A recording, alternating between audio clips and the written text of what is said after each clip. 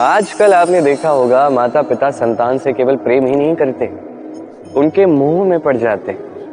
विद्यालय भी भेजते हैं तो सारी सुख सुविधाओं के साथ प्रयास करते हैं कि सदैव संतान उनकी दृष्टि के समक्ष ही रहे, किंतु भूल जाते हैं एक अत्यंत महत्वपूर्ण बात कि संतान को एक नया दृष्टिकोण देना भी तो उन्हीं का कर्तव्य है।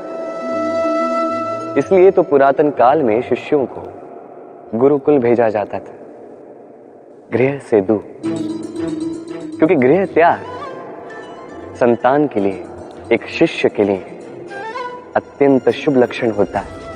जब वो अपनों से दूर, गृह क्लेश से दूर रहेगा, तब वो इस संसार को स्वयं अपनी दृष्टि से देखेगा, परखेगा, समझेगा और सब कुछ स्वयं ही सीखेगा। सीख जाएगा कि कब आक्रमण करना है, कब पीछे हटना है, कैसे इस संसार का सामना करना है। और ये आपकी दृष्टि उसे नहीं सिखा सकती, उसका अनुभव ही उसे सिखा सकता है।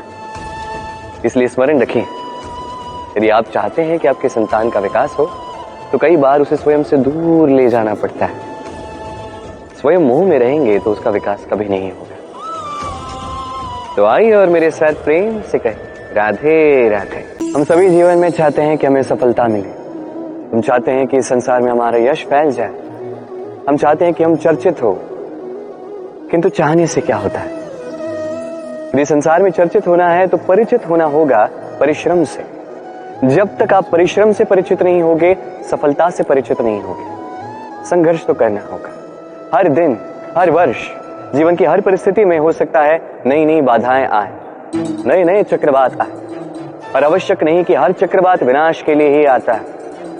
कुछ चक्रवात आपका मार्ग प्रशस्त करने के लिए भी आते हैं, आपके मार्ग को साफ करने के लिए भी आते हैं। यदि आपको उदाहरण दूं तो जब बाढ़ आती है, जब घर बह जाता है, तो हम हताश हो जाते हैं, हम दुखी हो जाते हैं। परंतु वही बाढ़ हमारी धरा को इतना उपजाऊ बना देती है कि उस उपजे अन्न से हम वैसे और 10 घर बना सकते हैं। तो सकारात्मक रहिए और हर संघर्ष के लिए तत्पर रहिए, जीवन में बहुत आगे जाएंगे। तो आइए और मेरे साथ प्रेम से कहिए, राधे राधे।